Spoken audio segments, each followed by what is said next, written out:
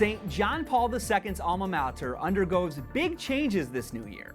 The Pontifical University of St. Thomas Aquinas, better known as the Angelicum, is one of 7 pontifical universities in Rome.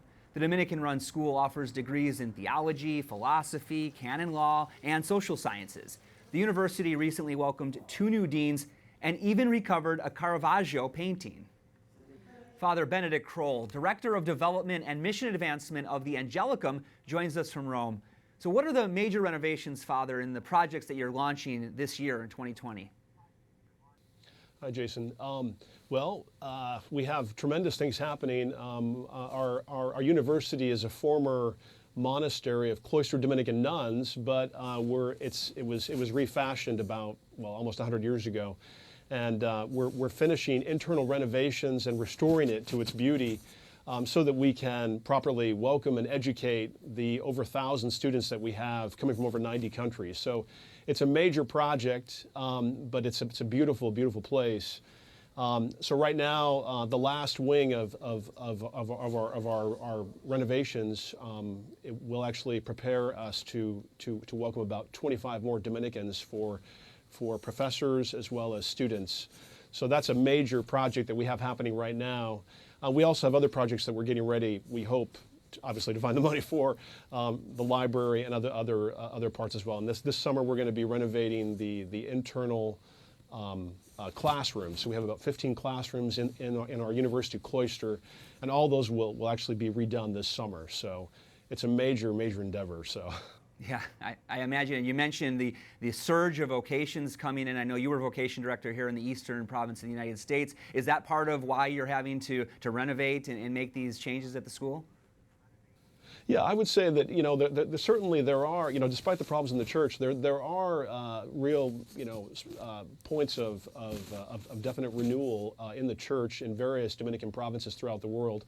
And also, I think, just in religious orders and some dioceses, obviously. Yeah, basically, a third of our students are from the United States. Actually, I think it's actually approaching now 50% of our students are from the United States. So, we have just over 1,000 students. So, it's definitely that's part of it. Now, but obviously, the Dominicans that actually will come there and teach.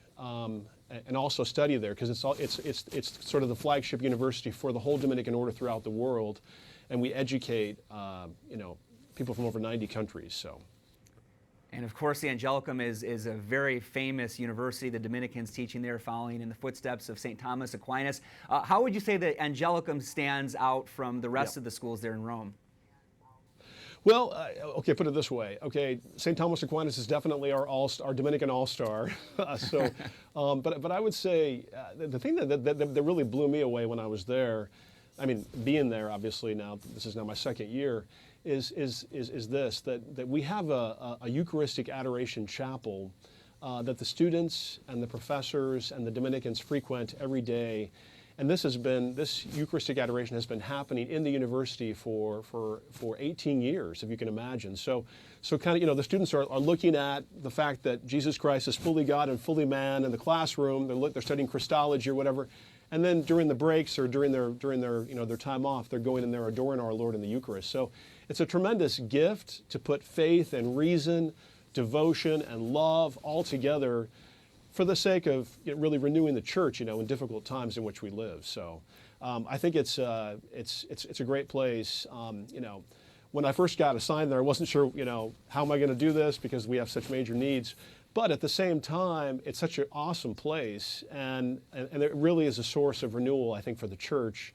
The impact that we have upon the church really will just go on for generations to come, because we're basically educating the future rectors of seminaries, we're educating the future bishops, future cardinals. We have roughly 140 bishops and cardinals who are currently serving the church throughout the world right now. So it's an incredible place, and it has a great impact upon the church, even in the United States. Father, that's so amazing. Thank you so much, Father Benedict Croell, Director of Development and Mission Advancement at the Angelicum. Thanks.